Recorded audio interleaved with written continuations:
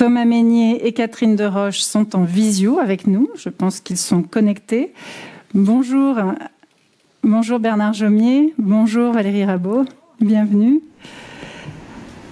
Thomas Mesnier, est-ce que vous nous entendez? Je voulais commencer avec vous. Bonjour. Je vous entends. Bonjour à toutes et à tous. Et on vous entend parfaitement bien. Alors, comment est-ce qu'on peut faire vivre la santé comme un enjeu majeur alors que c'est vrai qu'on ne parle que de ça et qu'il y a beaucoup d'autres préoccupations? Vous commencez avec moi? Oui, tout à fait. Pardon. Alors, d'abord, on ne vous voit pas. Merci. La technique s'en occupe. Moi, je vous vois, mais attendez juste quelques instants, Thomas Mesnier, pour que tout le monde puisse bien vous voir sur les écrans et dans la salle. Ça y est. On vous a. D'abord, merci pour cette invitation et désolé de ne pouvoir être parmi vous, j'aurais vraiment aimé, mais le PLFSS en préparation me retient à Paris. Alors, pour revenir à votre question sur l'évidence de la santé au présidentiel, moi je le crois, j'en suis convaincu, c'est une des priorités des Français de tout temps. Certains s'étaient un peu étonnés qu'au moment du grand débat en 2019, la santé revienne dans le top 3 de toutes les préoccupations, mais on voit bien que c'est la priorité, une des priorités du quotidien, la santé, ce premier impératif, ce besoin de première nécessité, avec des attentes fortes, notamment donc en termes d'accès aux soins, de médecins traitants, d'accès aux soins spécialisés, et ça traverse tous les territoires, que ce soit en ville, en métropole ou dans des territoires plus ruraux, comme le mien en Charente. Donc, on est dans une période où, effectivement, depuis 1 an et demi, on parle beaucoup de la santé, de la crise sanitaire, et il y a un risque que peut-être certains aient un ras-le-bol et disent qu'il faut aller sur d'autres sujets pendant la campagne. Il y aura d'ailleurs probablement des candidats qui auront une tentation pour parler de sujets plus durs et d'immigration et autres, mais je crois qu'il faudra être constant, fort et faire de belles propositions dans la suite du bilan, parce qu'aujourd'hui, à La République En Marche, nous avons un bilan avec Ma Santé 2022, avec le Ségur de la santé, pour être dans la continuité, tout en allant plus loin. On a eu des réponses fortes pendant la crise sanitaire qui complétaient le Ségur de la santé, et je crois que c'est en cela qu'il faut s'inscrire. Justement, est-ce que vous pouvez déjà nous dire quelles seraient les propositions de La République En Marche ?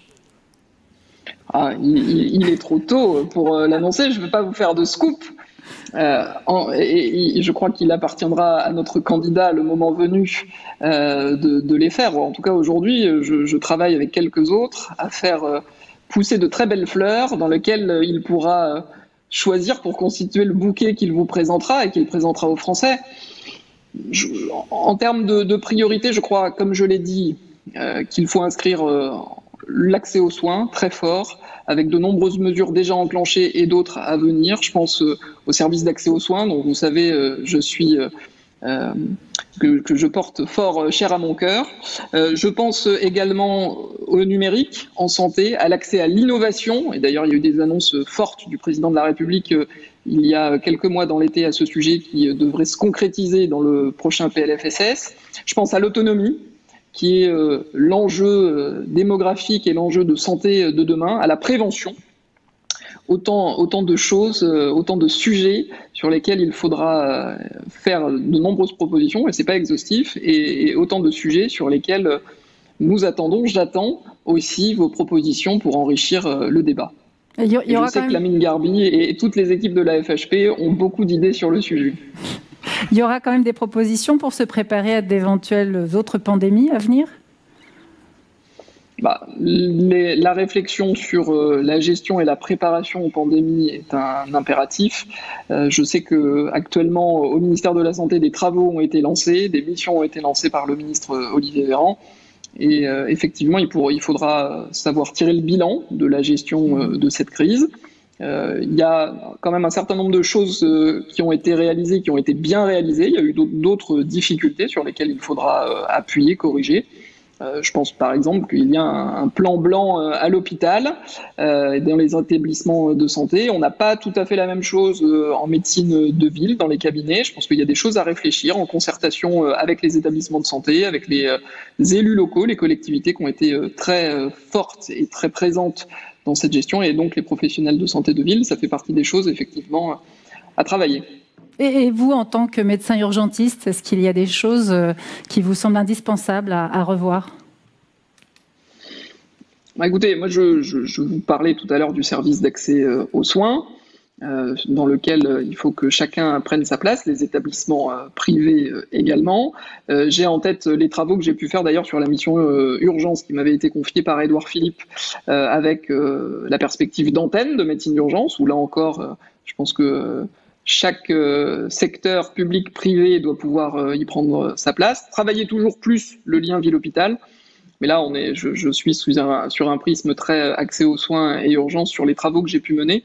Mais il faudra à la fois poursuivre Ma Santé 2022 et aller plus loin. Et comment est-ce qu'on pourrait à l'avenir faire primer la notion de service public hospitalier sur celle de public-privé ? Je pense qu'il faut savoir tirer les conséquences alors du quotidien, mais plus encore de ce qui s'est passé dans la crise. Moi, j'ai le souvenir de visio au printemps 2020 où j'échangeais avec des directeurs d'établissements publics, d'établissements privés, de PCME, d'établissements publics, d'établissements privés, et on voit bien avec quelle force des liens se sont créés, comment on a pu travailler en bonne intelligence et s'aider les uns les autres. Je pense qu'on doit pouvoir en tirer le fruit et développer ça plus encore dans le quotidien, en prenant parti justement de tous ces liens qui ont été créés, parce que c'est des histoires d'hommes et de femmes sur le terrain, pour passer à travers souvent les idées reçues et travailler au service des Français. Merci beaucoup. Je rappelle que vous pouvez tous poser des questions en ligne. C'est le moment, vous utilisez le flashcode et je transmets vos questions. Merci Thomas Mesnier. Vous pouvez réagir aussi quand les autres intervenants viennent parler. C'est au tour de Bernard Jomier, sénateur de Paris, vice-président de la Commission des affaires sociales, médecin généraliste également. Bernard Jomier, la santé jusqu'ici n'avait pas été un thème majeur de la présidentielle. Sans doute elle le sera cette fois, vous êtes d'accord ? On l'espère. Ça a été dit, les Français, pour eux, c'est un thème majeur depuis bien longtemps. Quand on souhaite une bonne année, on souhaite une bonne santé directement. Pour les responsables politiques, non, ce n'était pas le cas. Non. Ça n'a pas été, on a espéré que ce le soit à chaque échéance présidentielle, et on n'y a pas réussi. Et pourtant, tous ceux qui travaillent dans le champ de la santé, dans le même temps, vivaient les évolutions, les mutations, ce qui se passait sur l'offre de soins dans le champ de la santé publique, et on se désespérait un peu. Et la pandémie, là, elle change tout. J'étais avec Catherine Deroche, qui va intervenir. On était tous les deux co-rapporteurs de la commission d'enquête sur la pandémie au Sénat. Ouais. Et on l'a bien vu, on l'a bien analysé.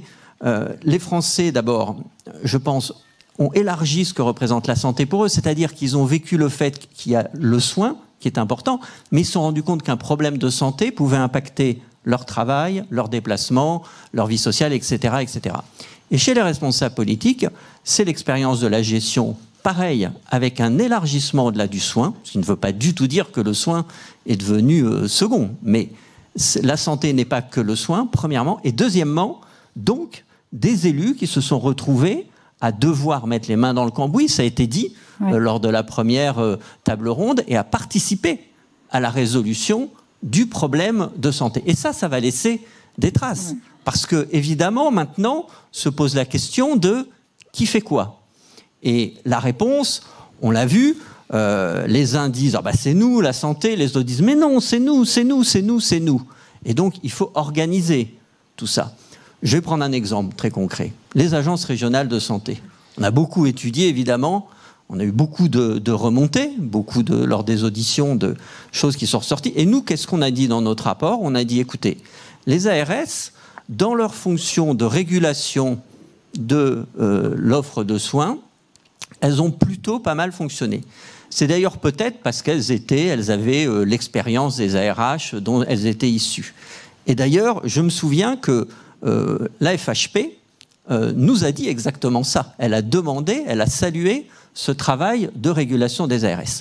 Mais par contre, dans la fonction de lien au plus près des territoires, de lien avec les maires, de fournir des masques, et bien là, ça n'a pas bien fonctionné. Et donc, clairement, il faut maintenir les ARS, mais il faut en renforcer la part départementale et dire ce qu'elle fait. Et bien, quand vous regardez notre législation, notre code de la santé publique, il n'y a pas un mot sur ce que doivent faire les délégations départementales des ARS. Et il y en avait un certain nombre dont les postes n'étaient même pas pourvus au début de la crise. Donc quand la loi 4D, dont nous a parlé Jacqueline Gouraud, est arrivée au Sénat, qu'est-ce qu'on a dit ? On a dit, on va commencer à dire que doit faire le régional et que doivent faire les délégations départementales. Mais on en est là, parce que pour le moment, la réponse, elle n'est pas... voilà, on va dire que le gouvernement a du mal à avancer sur cette question-là, au-delà de la théorie. Mais il va falloir répondre très concrètement à ces questions. Et y répondre très concrètement, c'est effectivement mettre la santé au premier plan. Et dernier point, il va falloir répondre à ce que chacun des acteurs aussi dans le champ de l'hospitalisation, parce que je sais que vous attendez que je vous parle de cette question-là. Bien sûr. Exactement. Et donc, on a bien noté aussi, et c'est l'analyse de la crise d'ailleurs, la qualité de la réponse, c'est pas tant une question de statut qu'une question de mission, et de la façon dont les missions sont articulées. Et ça, c'est très flagrant. On a eu au début le sentiment, parce qu'on a eu des témoignages de régions où ça ne s'était pas bien passé, en clair, où le secteur privé aurait été mis à l'écart. Et une fois l'analyse complétée, on a réalisé qu'au fond, globalement, le privé avait été sollicité, en gros, à hauteur de ce qu'il représentait en matière d'offres de soins critiques. Il y avait eu des disparités selon les régions, c'est vrai, mais en gros, ça avait fonctionné. Mais par contre, il y a quelque chose qui n'a pas fonctionné, qui a mal fonctionné, c'est que quand la crise est survenue, le délai, l'agilité pour délivrer les autorisations exceptionnelles, là, ça a été beaucoup trop long. Ça n'a pas fonctionné. Et deuxième point qui n'a pas fonctionné, la fourniture des équipements de protection individuelle. Vous savez que c'était les établissements supports des GHT. À juste titre, le secteur privé a dit « nous n'avons pas été traités à égalité avec les autres », mais je crois que là, le choix, je le dis, je n'étais pas en responsabilité de ce choix, mais quand on regarde objectivement, je pense que le choix avait été fait par l'exécutif parce que c'était le choix des établissements qui avaient la plus grande capacité de stockage. Mais en tout cas, nous avons convenu que c'est la mission qui doit faire le rôle et non pas le statut. Vous-même, d'ailleurs, vous avez exercé dans un hôpital à Melun pendant la crise. Oui, parce que moi, je suis médecin. Alors, j'exerce toujours, mais comme je suis parlementaire, j'exerce une demi-journée par semaine. En ville, je suis médecin généraliste libéral. Et quand la crise est arrivée, vous le savez, au Sénat, on n'avait plus grand-chose à faire, je dois dire. Mes collègues de la commission des lois étaient parfaits pour s'occuper de voter les mesures exceptionnelles. Et donc, j'ai dit, on avait besoin des soignants. Donc, je vais être plus utile à soigner à temps plein. Mais vous savez qu'en ville, l'activité s'est écroulée. Donc, à mon cabinet, mes collègues m'ont dit, oui, mais de toute façon, il n'y a personne. Donc, je suis allé dans un hôpital. Et dans un hôpital, d'ailleurs, à Melun, donc vous l'avez dit, où c'est intéressant parce que le bâtimentaire, pour ceux qui connaissent, l'hôpital public et la clinique, c'est le même bâtimentaire à Melun. C'est un hôpital qui est neuf et qui sont reliés par un passage protégé, couvert, bref. Et donc, les coopérations, le travail en commun, c'est fait. Moi, j'étais dans une unité Covid et en fait, on a réparti l'activité. Merci beaucoup, Bernard Jomier. Catherine Deroche, bonjour. Bonjour. Est-ce que vous êtes connectée ? Oui. Oui, vous m'entendez ? On vous entend très bien. Très bien. Je salue Bernard Jomier, mais aussi les autres collègues, bien sûr, parlementaires. Vous êtes donc sénatrice présidente de la Commission des Affaires sociales, groupe LR. Comment est-ce que vous comptez faire vivre dans votre parti la santé ? Alors, à la question, est-ce que la santé sera au cœur de l'élection présidentielle ? C'est vrai qu'on a tendance à dire bien sûr. Pourquoi ? Parce qu'on sort d'une crise sanitaire, Bernard Jomier l'a dit, on a vu beaucoup lorsqu'il y a des enquêtes d'opinion, il y a beaucoup de citoyens qui placent la santé au cœur de leurs préoccupations. C'est vrai d'ailleurs dans les enquêtes locales où ce versant-là est plus, à mon sens, lié par la difficulté parfois de trouver des soignants et qui est plus à l'organisation territoriale ou à une forme de désertification médicale. Mais néanmoins, on se dit, la santé, ça va être vraiment au cœur de la présidentielle. On a vécu depuis des mois avec la santé sur toutes les chaînes d'information et chaque citoyen a l'impression de ne plus avoir de secret sur ce qu'est une épidémie ou ce qu'est un virus. Donc c'est vrai, la tendance c'est de dire oui, ce sera bien sûr au centre de la santé, ça va être incontournable. On a vécu des pénuries, on a vécu des difficultés d'organisation des établissements de soins. On a vu aussi toutes les tensions qu'il y a en matière de ressources humaines et ce sera obligatoirement au cœur. Alors, au risque de se voir, je ne sais pas si l'élection se jouera sur la santé. Pourquoi je dis ça? C'est parce que je pense que les Français vont renouer aussi, et j'espère que ce sera le plus vite possible quand on sera sorti de la crise sanitaire. À mon sens, on ne sera pas totalement sorti lors de l'élection présidentielle, mais vont aussi renouer avec d'autres sujets, d'autres préoccupations qui sont très très importantes en matière d'emploi, en matière d'éducation, et on sent bien qu'il y a aussi une volonté de définir un avenir meilleur pour les Français et pour leurs enfants. Alors, est-ce que la santé fera partie de ce dispositif? Bon, néanmoins, ce sera sûrement un sujet de programme. Pour notre famille politique, il y a eu une convention sur la santé qui a donné ses conclusions. Il y a un programme de la famille politique à laquelle j'appartiens. Maintenant, on attend le candidat, si je puis dire, mais on a réellement un programme qui a un peu, en effet, des idées sur comment refonder le système de santé, comment le rendre plus performant, plus juste, comment retrouver une souveraineté sanitaire, donc avec beaucoup de propositions qui vont être mises sur la table. Ce qui est clair, c'est qu'il y a quand même un consensus qui est celui de la part que l'on met dans la santé. Hein. Les chiffres sont importants de ce qui est en dépenses consacrées à la santé et avec un reste à charge, même s'il y a encore parfois des difficultés sur certains sujets, qui reste un des plus faibles d'Europe. Donc le consensus sur la place importante que doivent prendre les dépenses de santé, je pense qu'il est là à quelques nuances près. Et puis on n'est pas sur un système où on doit tout casser, tout reconstruire. Je pense qu'il y a des poches de sous-financement, donc sûrement à compléter. Donc il y aura des mesures qui seront préconisées par les uns et les autres.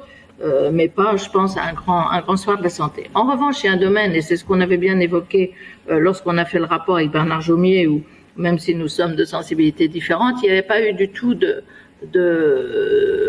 distorsion et de difficulté à rendre, avec notre autre co-rapporteur qui était du groupe centriste, à faire les conclusions de la commission d'enquête, et notamment à ce que devait être la part de la santé publique, qui est quand même un des grandes faiblesses de notre pays. Bernard Jomier connaît parfaitement bien ce sujet.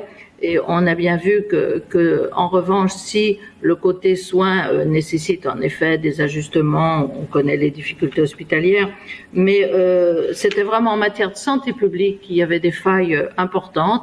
Et cela, en revanche, je pense que ça peut être vraiment un thème qui peut intéresser nos concitoyens et qui doit être pris en compte, celui de la santé publique, celui de la prévention, qui sont des sujets très très importants. Il y a bien sûr la place du médico-social, mais qui est un peu qui est liée à ce qu'est la perte d'autonomie et la prise en compte des personnes en situation de handicap ou vulnérables. Mais bon, on a une loi grand âge que l'on attend toujours et qu'on ne verra sans doute pas avant la fin du quinquennat. Le diagnostic a été fait sur le médico-social. Hein, et après, c'est des problèmes beaucoup de financement, mais plus que des problèmes il faut vraiment trouver les financements pour justement faire la thérapeutique du diagnostic tel qu'il a été fait. Donc je pense qu'il y a des choses à faire, il y a des choses qui sont aussi bien sûr l'organisation des soins et là la place du privé est majeur. On l'a bien vu. D'ailleurs, il y a des secteurs, par exemple, où c'est pratiquement le privé qui assure une grande partie de l'offre des soins. Cette crise a montré aussi, c'est qu'on a besoin de décloisonner et qu'il fallait vraiment que la collaboration entre le public et le privé, entre la médecine de ville, se fasse de façon le plus fluide possible et que l'on fasse sauter toutes les barrières qui puissent exister. C'est un travail qui nécessite un pas des uns vers les autres. Bon, pour la famille que je représente, bien évidemment, la place du privé et du libéral a toujours été au cœur un peu de nos discussions et de nos priorités. Mais je pense qu'on a besoin de tout le monde. Il faut que ce soit fluide, que ce soit plus efficace. Sur la gouvernance, Bernard Jomier l'a dit, les agences régionales de santé, nous n'avons jamais la volonté de les supprimer. Nous avons plutôt la volonté de renforcer en effet les délégations départementales. Et lors de la dernière loi sur la décentralisation, on a bien demandé à ce que le conseil d'administration des ARS soit piloté à la fois par le président de région, mais aussi par le préfet. La santé, c'est quand même aussi l'affaire de l'État, mais on doit pouvoir apporter une part importante du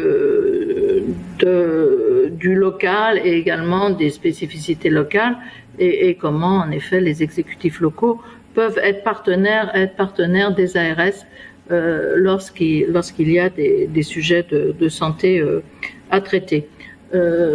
Pour les ARS, ce que je pense, c'est qu'en effet, on l'a montré lors de la crise, ils sont très peu disposés à faire de l'opérationnel, mais on avait fait des propositions, et je ne vais pas les décliner ici, qui étaient celles, en effet, comment gérer une crise sanitaire, comment arriver à avoir une véritable expertise scientifique qui permette de définir. On l'a bien vu dans cette crise, tout le monde était expert de tout.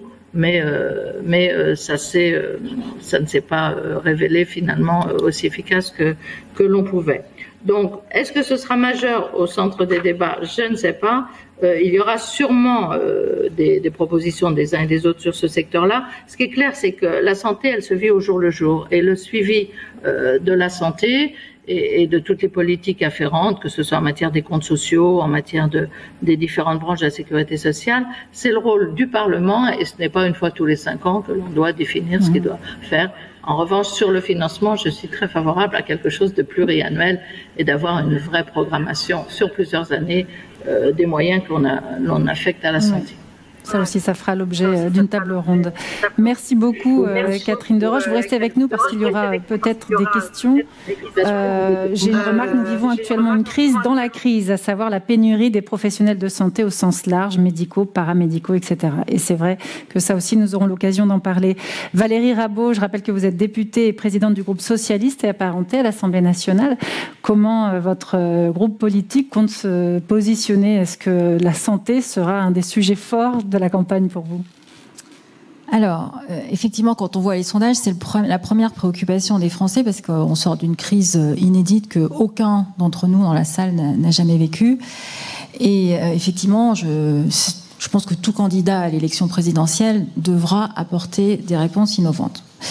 Comme je suis la seule des 4 parlementaires ici présents, soit en visio, soit en présentiel, à ne pas être membre de la Commission des Affaires sociales, je vais adopter un prisme un peu plus financier.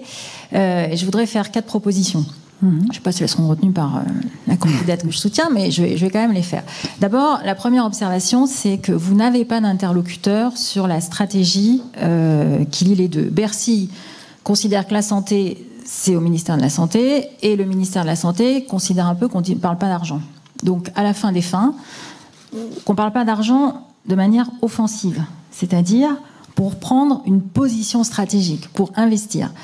Pour baisser les dépenses, ça, je ne vais pas vous faire... Vous savez très bien, vous avez tous expérimenté ces baisses de tarifs ou sur le médicament. Donc, il n'y a pas d'interlocuteur qui existe aujourd'hui. Et ce qui fait, et ça a été dit à la table ronde d'auparavant, ça a été dit aussi par Lamine tout à l'heure sur la nécessité d'avoir une stratégie, c'est qu'il n'y a pas de stratégie de santé. Et que on se retrouve, quand il n'y a pas de stratégie, c'est un peu comme une toupie, on ne sait pas trop où on va. Donc ça, c'est le premier sujet. Et moi, je pense qu'il faut reparler de l'économie de la santé, ce qui se fait dans d'autres pays, ce qui ne se fait pas en France. Le deuxième point a été évoqué, les autorisations qui sont données par spécialité. Donc quand on a des débats dans un département sur comment on organise les spécialités, eh bien ce débat, il n'existe pas. Soit parce que les ARS départementales n'ont pas de pouvoir, et soit parce que les ARS régionales n'ont pas envie d'aller en discuter à l'échelle d'un département. Et moi, je considère que c'est essentiel. Ça a été évoqué tout à l'heure par Vincent Boone, qui est le patron du SAMU 31, mais aussi vice-président à la région Occitanie. Ce sujet-là, donc, et la transparence, comme l'a dit Xavier Bertrand tout à l'heure, elle n'existe pas. Moi, je suis incapable de vous dire précisément les spécialités, comment on se projette même à 5-10 ans dans mon département. Donc ça, c'est, à mon avis, extrêmement problématique. J'ai réinterrogé le ministre de la Santé, je sais qu'il va venir vous voir tout à l'heure, qui nous donne les statistiques par département de toutes les autorisations données et à qui. Donc si je l'ai, je vous le transmettrai, vous l'avez peut-être d'ailleurs, mais c'est extrêmement important qu'on puisse avoir cette transparence-là. Le quatrième volet, le troisième, qui est celui sur lequel nous interroge. Moi, j'ai fait une campagne électorale départementale au mois de juin. La santé ne fait pas partie des missions du département, sauf pour, en tout cas sur l'aspect plutôt autonomie, aide sociale, mais pas la santé stricto sensu. Tout le monde dans le porte-à-porte ne parle que de l'installation, en tout cas dans les territoires ruraux, de médecins généralistes. Donc ce sujet-là, on voit bien quand on regarde la démographie, on a un problème qui va s'aggraver jusqu'en 2027-2028. Et qu'à ce stade, il n'y a pas eu tellement... il y a eu des propositions diverses, mais vraiment, l'aggravation du problème, le pic du problème, ce sera 2027-2028, donc à la fin du prochain quinquennat. Si on ne le prend pas à bras-le-corps aujourd'hui, je pense qu'il ne faut pas avoir d'idéologie ou de dogmatisme, en tout cas moi c'est ce que je défends, c'est qu'il faut mettre sur la table toutes les palettes possibles, que ce soit les maisons de santé, que ce soit avoir un stage, comme ce qui a déjà été fait, 1 an qui a été rajouté pour les médecins généralistes avant leur installation, qu'il puisse y avoir du salariat porté par les groupes privés, par les publics. Je pense que là, vu la démographie qui se projette, il faut prendre toutes les solutions. Parce que sinon, on aura une vraie révolution sociale sur ce sujet-là. C'est vraiment un sujet d'angoisse pour nos concitoyens. Et c'est pour ça que s'ils placent la santé en numéro 1, c'est à cause de ça. Et ce point-là, il est extrêmement problématique. Et enfin, le dernier volet qui me paraît être extrêmement important, et je pense qu'il faut parler chiffres et les mettre sur la table, et ça reboucle avec la question stratégique, c'est bien sûr la tarification. Ça a été dit tout à l'heure, quand on a un AVC qui soit traité à la limite dans le public ou dans le privé, il faut qu'il puisse avoir la même tarification. Et le dernier volet sur lequel j'insiste, et alors là qui m'a rendue très malheureuse pendant la crise, c'est sur le fait qu'on est le seul pays membre permanent du Conseil de sécurité de l'ONU à ne pas avoir de vaccin, ou ne pas avoir eu de vaccin. Là-dessus, donc je le dis maintenant, mais comme je l'ai écrit dans un livre en 2011, on ne pourra pas me dire que j'invente une solution maintenant, c'est qu'il faut que l'État soit en capacité d'agir vite et de prendre des participations dans des entreprises.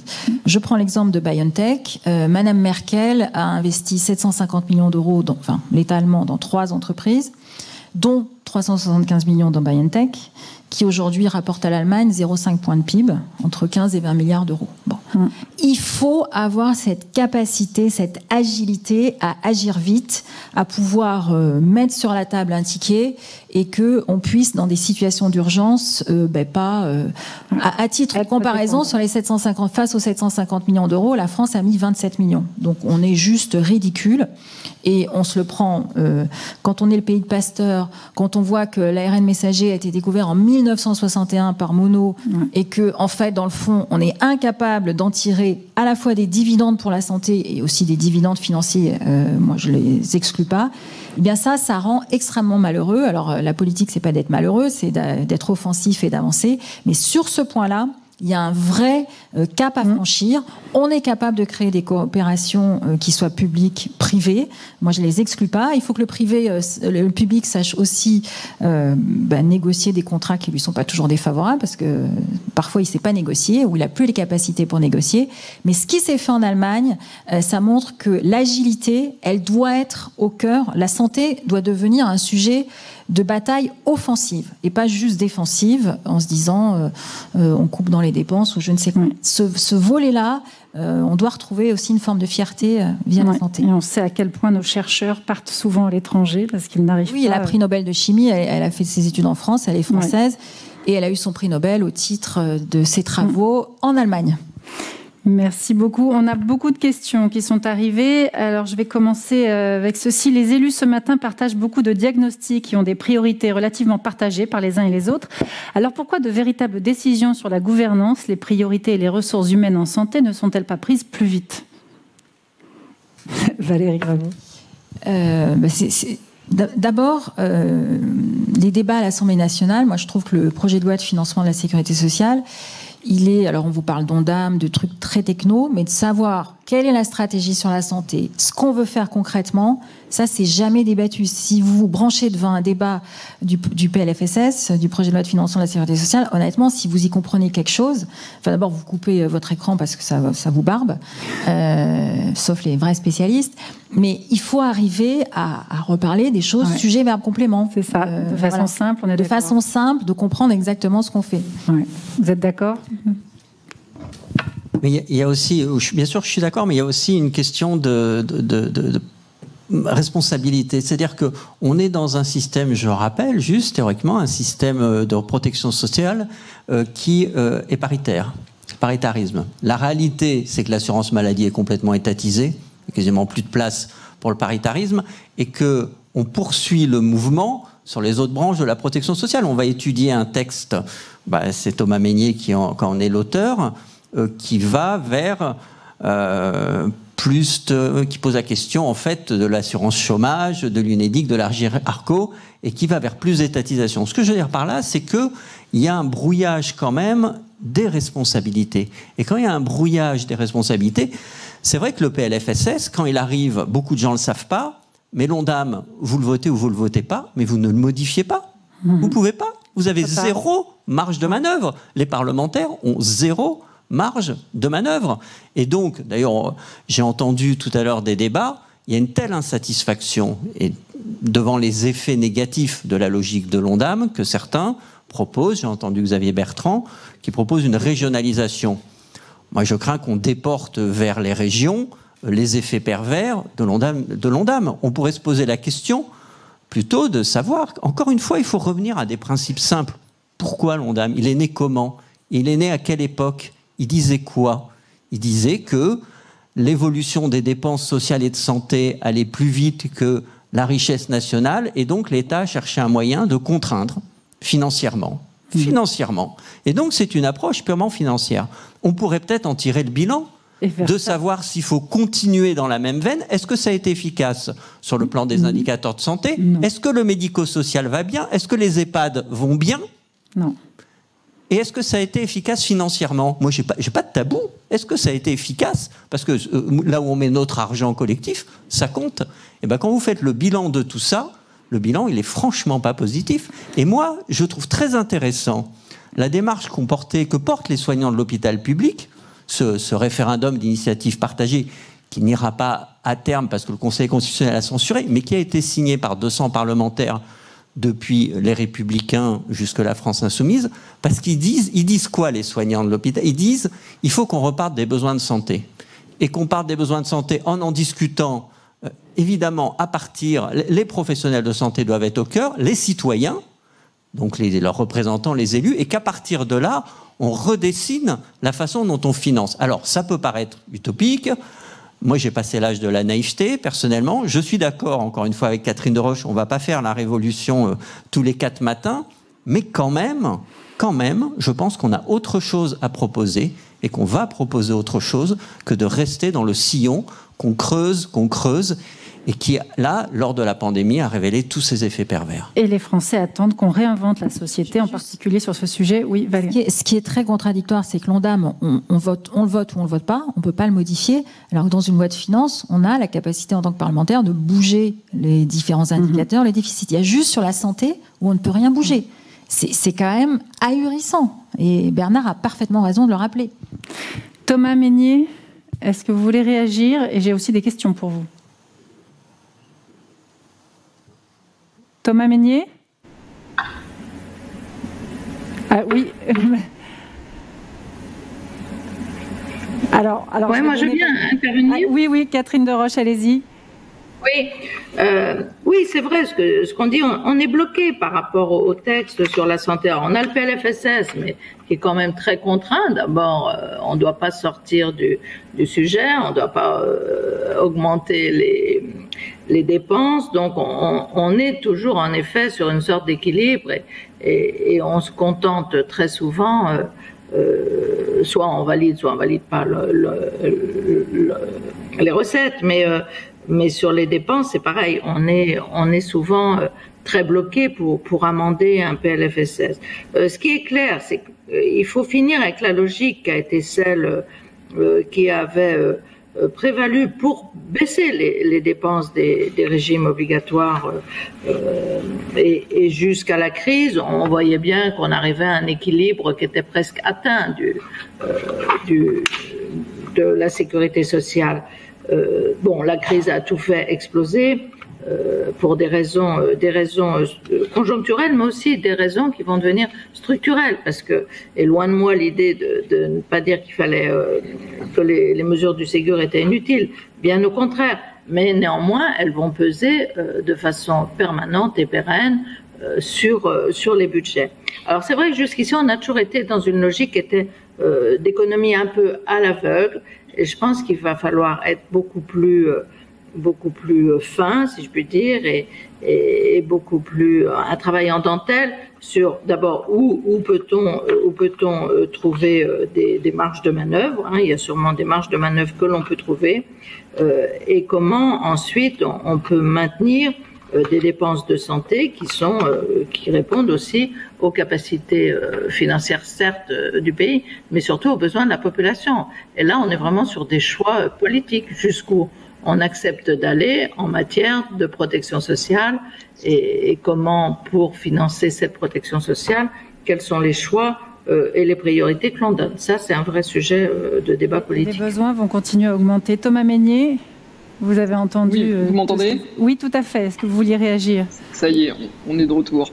Oui, d'abord, juste remercier Monsieur le Sénateur pour la publicité qu'il fait à ma proposition de loi. Et j'attends de voir ce que le Sénat, d'ailleurs, va en faire, parce qu'il n'y a à date pas de mesures sur l'assurance chômage et la retraite complémentaire de façon... intrusive dans ces deux régimes. Non, juste pour rebondir sur ce qui nous intéresse le plus ce matin, la santé, je suis pas tout à fait d'accord avec ce que j'entends sur le fait qu'il n'y a pas de stratégie. Le président de la République, en septembre 2018, a pour la première fois à un niveau présidentiel présenté la stratégie santé, Ma Santé 2022, que nous avons ensuite décliné par différents plans, par la loi d'organisation et de transformation du système de santé qui a été promulguée en juillet 2019, j'en étais le rapporteur, et dans les différents PLFSS successifs. Donc la stratégie, elle est là, elle a été construite avec les acteurs depuis plusieurs années avant la présentation de Ma Santé 2022, et elle a été largement débattue au Parlement en 2019 et au travers des PLFSS qui certes sont contraints en termes de possibilités d'amendement pour les parlementaires, mais permettent d'avoir de vraies discussions sur les sujets, et on a fait des choses. Alors sur les diagnostics, ils sont effectivement assez consensuels finalement, parce qu'on attend de faire un certain nombre de choses depuis de très longues années avant 2017. Je prendrais par exemple la suppression du numerus clausus, dont on voit bien d'ailleurs les difficultés de la mise en place en temps de pandémie dans nos facultés, et qui va permettre à horizon 2029-2030 d'avoir plus de médecins pour soigner les patients. Et dans le plan Ma Santé 2022, en termes de partage de tâches, en termes de délégation et de gain de temps médical, on a fait de nombreuses avancées pour que, malgré le fait que jusqu'en 2025, il y a plus de médecins qui partent à la retraite que de jeunes qui sortent des facultés, on réponde aux besoins des Français. Et d'ailleurs, le service d'accès aux soins, le SAS, en sera une. Et juste pour finir, parce qu'on a aussi besoin de vision dans le temps, c'est Agnès Buzyn qui, la première, a annoncé des financements pluriannuels sur 3 ans. On va d'ailleurs arriver au bout très bientôt de ces 3 ans. Et je suis, à titre personnel, très favorable à ce qu'on continue sur le pluriannuel, sur des durées de 5 ans à l'échelle des quinquennats. Et c'est quelque chose qu'il faudra d'ailleurs construire avec les acteurs, c'est-à-dire avec vous. Je voudrais vous poser une question. Est-ce que les antennes d'urgence et le lien ville-hôpital que vous proposiez tout à l'heure seraient réalisés à moyens humains constants en recherchant des gains d'efficience, ou est-ce qu'il y a des moyens supplémentaires qui seraient alloués ? Alors, il y avait dans le pacte de refondation des urgences annoncé par Agnès Buzyn à l'époque, il y avait des moyens dédiés. Après, il y aura à la fois des transformations de services d'urgence, potentiellement, qui existent déjà et qui pourraient être transformés en antennes, et aussi des créations d'antennes de médecine d'urgence. D'ailleurs, j'avais eu l'occasion d'en discuter avec quelques représentants de la FHP, pour, là où il y a des besoins, créer une offre supplémentaire via ces antennes. Donc ce seront des moyens supplémentaires dédiés. Absolument. Merci beaucoup. Est-ce que Lamine, vous voulez réagir, j'imagine ? Oui, je vais réagir aux quatre intervenants. D'abord Valérie. Alors je vais te taquiner un peu, Valérie. On se connaît depuis longtemps et tu es la première députée que j'ai rencontrée lorsque j'ai été élu en 2014. Tu as parlé de baisse de tarifs de l'industrie pharmaceutique. Je te rappelle que ton parti, dans le précédent quinquennat, a baissé 10% nos tarifs. Alors j'espère que dans tes 4 propositions à ta candidate, ce sera 10% supplémentaires. Tu dois rattraper 10 de perdus, plus 10 supplémentaires, ça fait 20. Donc voilà, on est à peu près bon. Et là, on sera copains à nouveau. Je te taquine, tu le sais très bien. Sur la transparence, oui, bien sûr. On demande que les sommes affectées au privé, au public, soient communiquées. Toutes les aides qui sont données à un secteur et que ce soit communiqué et transparent. Monsieur le sénateur, je suis totalement en phase avec vous. Juste remettre la chronologie. Pourquoi nous avons été exclus au départ de la lutte contre la pandémie ? Novembre 2019, ce sont les premiers cas de Covid qui arrivent sur le territoire. Novembre, décembre, janvier. Rappelez-vous, le SAMU était saturé. Nous avions ordre de n'accueillir aucun patient dans la service d'urgence. Le Covid était considéré pire que l'Ebola. Aucun. C'est-à-dire que nous devions emballer le patient, ce terme n'est pas très élégant, mais c'était le cas, le transformer en tenue de cosmonaute et l'envoyer vers le centre hospitalier, qui a été saturé assez rapidement. Et lorsqu'au mois de mars, notre ministre a demandé de prendre toute notre part, il a fallu du temps, d'où le grand test et les retards. Catherine Deroche, nous nous connaissons depuis longtemps et j'aime participer à nos débats sur le PLFSS et merci pour ta présence. Thomas, tu as répondu à ma question que je voulais poser sur la pluriannualité. De 3 ans à 5 ans, c'est parfait, merci. Tu as juste omis de préciser le taux. Alors, je vais te le donner, comme ça permettra d'engager le débat. On attend un taux de 2,5 sur 5 ans, hors Covid et hors crise sanitaire, bien évidemment. 2,5 sur 5 ans, ça permettrait, je pense, d'avoir une lisibilité, de rassurer les acteurs que nous sommes et surtout d'éviter chaque année le siège que je fais parmi vous, parlementaires. Voilà, je passe mon temps à essayer d'avoir des financements. Si je pouvais avoir 5 années tranquilles sur ce sujet-là, j'en serais le plus heureux et ça me permettrait de travailler sur les sujets de fond que nous faisons aussi. Mais voilà, donc si tu peux nous répondre sur le 2,5, Thomas, je serais ravi et je pourrais annoncer ça après notre ministre à 16h45.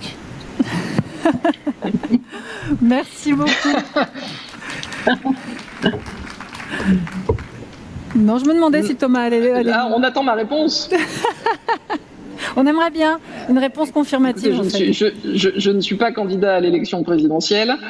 Je laisserai le candidat, parce qu'on n'a pas de difficulté à savoir qui sera notre candidat, se prononcer sur le sujet le moment venu. Mais je prends le point. Je prends le point qui me semble tout à fait intéressant. Merci beaucoup, merci à tous les 4, parce qu'il est déjà temps d'arrêter, le temps passe vite. Merci, on peut vous applaudir, merci d'être venus. On va marquer une pause, il est l'heure de déjeuner, je vous donne rendez-vous ici à 14h précise et n'oubliez pas qu'il y a des exposants dans la salle à aller voir. Merci beaucoup.